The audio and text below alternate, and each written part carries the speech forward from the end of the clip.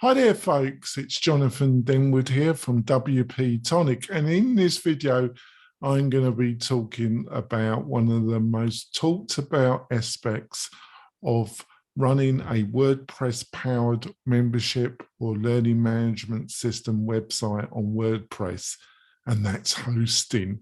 If you want to get people rattled and get confused, start talking about hosting. But in this video, I'm going to do my best, based on almost 20 years experience of building websites, to clear the situation for you and give you some really great advice. I'll be back in a few moments, folks.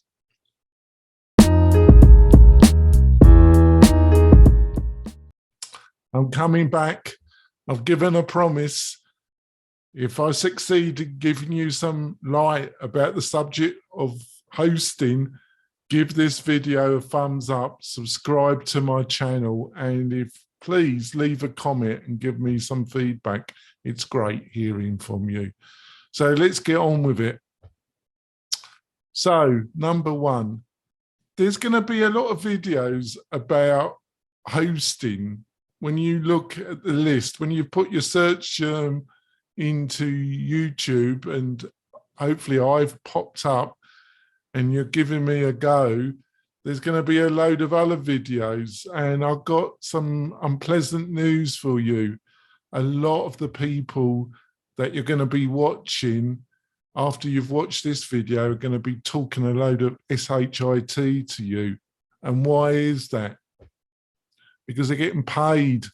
They're getting paid not to tell you the truth. And that's because they're getting paid through the affiliate links, which they're going to list below their video.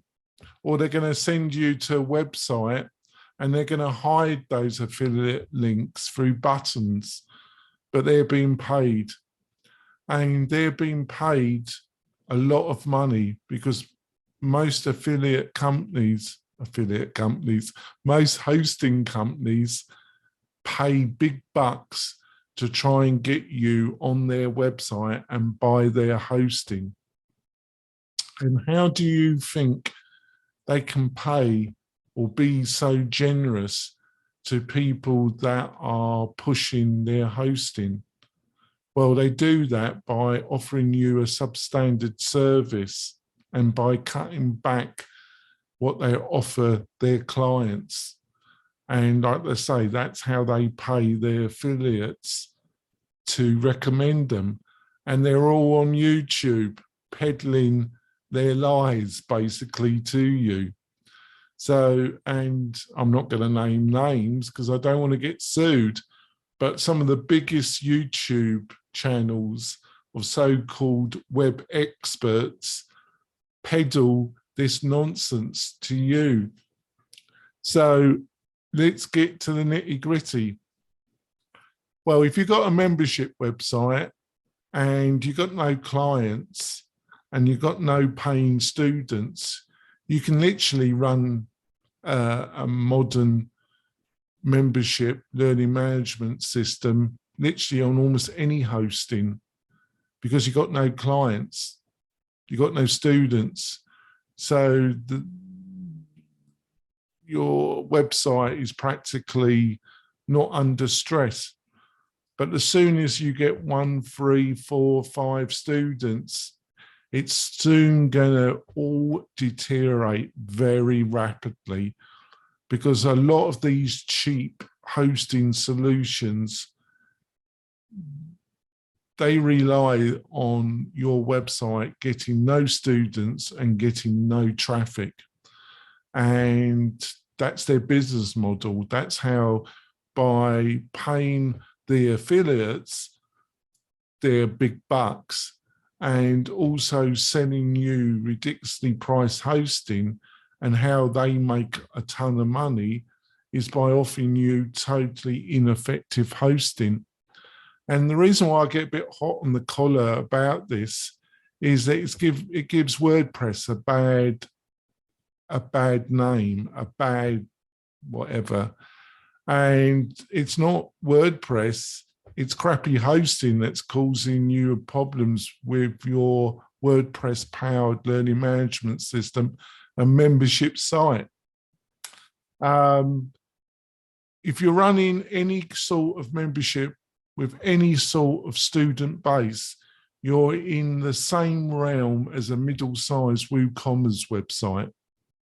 And you're going to need similar hosting and performance requirements as a medium-sized WooCommerce website or any kind of e-commerce website.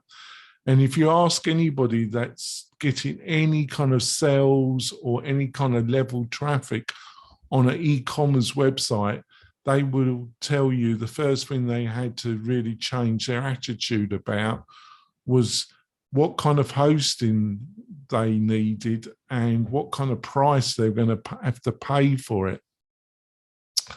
So there's also a load of confusion about different terms, about shared hosting, about non-shared, dedicated hosting, cloud-based hosting, and managed cloud-based hosting.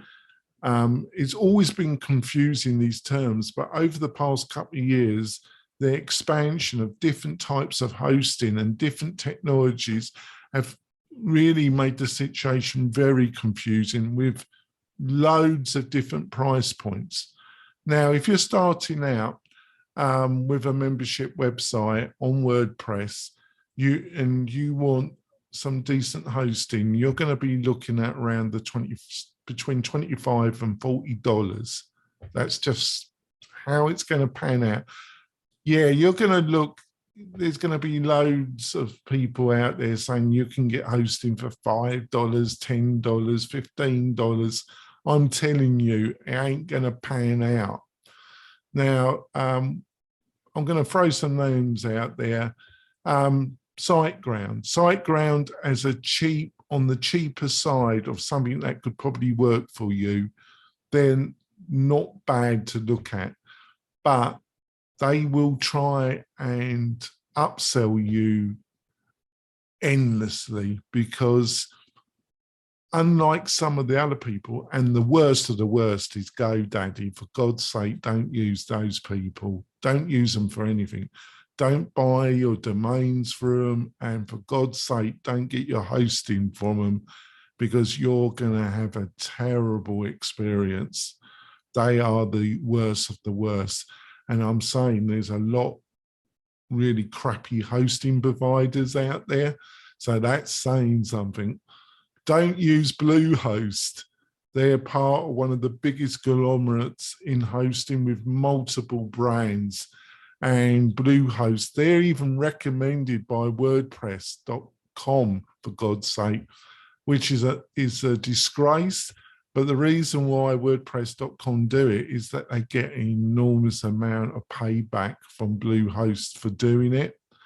But like I say, SiteGround is one of the better of the cheaper people on the market. They are a mixture of they've got a traditional setup when it comes to hosting, but over the past 2 years, they've really attempted to upgrade to more cloud-based hosting. So it's a hybrid, it's a mixture. They attempted to bung their prices up about a year ago because the profitability was being hammered, and they've had to back off a bit about that because they got a lot of kickback. They've also moved out of a lot of secondary markets, India, Pakistan, because they just wasn't making any money from those markets, and they're getting a lot of support tickets. They will endlessly trying to upsell you, because I think the reality is that their business model isn't fully functioning. So that's why they're always trying to upsell you. One of the better valued and more reputable companies when it comes to cloud hosting is Kinster. Kinster really managed to build a market against some real big players. I think they're still one of the better, especially if you're looking for a membership site. Why I'm humming and butting is I sense that their quality is reduced a little bit, but they're still one of the better players, and they really got great support. And I know a few people that, in the management of Kinster, and they're decent people. The other one that's really popular with the WordPress developer crowd is WP-Engine. They kind of were one of the main players in developing modern WordPress hosting and managed hosting. They've reduced their prices on their cheaper plans. They're still one of the more expensive players. Very reputable company. Like I say, a lot of developers love them. Why I'm humming and hawing about that? Well, they have got a reputation of using a lot of cache, and a particular cache called Varnish. And when it comes to learning management systems and membership site, it's the last thing you need. And some of their frontline support, I feel, has deteriorated, because I hear from customers that move to us some odd horror stories about them pouncing around with Garnish and trying to get it configured, and it's just been a bit of a nightmare. But in general, they're one of the better ones. Another thing is Cloudways. Cloudways is a bit different because they're offering different platforms from different cloud-based bare-bone providers like DigitalOcean, Google Cloud. There's about half a dozen. Amazon Web Services. But then they put a layer of support and management on it. And the prices for the performance you get look attractive. The thing is, you do get support from them, but it's highly technical support in language, and you've got to know how to ask your support question, because otherwise that you're going to ask a kind of question, and you're going to get a lot of technical talk back, and you're going to respond, and there's going to be a lot of back and forth basically, and you're going to get rapidly frustrated. A lot of if you've got somebody, if you're working with a developer, or you've got some access to somebody that can talk the language of Cloudways, it's not bad, and it's not bad value. The other thing that you really, really, really, really got to avoid is certain developers who, to make a bit of extra cash and a bit of extra margin, they will say they will manage your website, they will manage the hosting. Look, if you get one of those, run to the bloody hills, because they're going to bun you on something like DigitalOcean or Amazon Web Services. And it's all going to work fine until one day it doesn't work fine. And they don't know, then like all developers, they think they're the bee's knees. And they think because they've read a few articles, and a few articles said to them, if you just bun it on DigitalOcean, it's easy, blah, blah, blah. They think they've now become a Linux administrator. Don't get sucked into this bullshit. They're not. It's just bullshit, and they're bullshitting themselves. Amazon Web Services is designed for people that got IT departments. It's designed for people, a SaaS company launching a new digital app, and they've got a technical director, a technical founder, and he knows or she knows what they're doing. Or you can buy a really expensive enterprise level support plan from Amazon Web Services. If you're not what I've described and something goes wrong, good luck trying to get, and you've got membership students who can't access their bloody course and they're screaming at you, and 2 weeks later you might get an email from Amazon Web Services. You won't get any email from DigitalOcean because they make it clear they're not there to provide that type of support. And the worst thing is you get a developer that gets into a hot situation with you and then they ghost you. I mean, they don't answer the email anymore, or they don't pick up the phone, they disappear. And I've had clients that don't have the sign in to their DigitalOcean account. They don't know how to access the Amazon Web Services. And we've had to try and help them out, and it's a frigging nightmare. Don't go there. And when you get a developer that tries to pitch you that to save a few bob, run to the hills, folks. Hopefully you found this video helpful.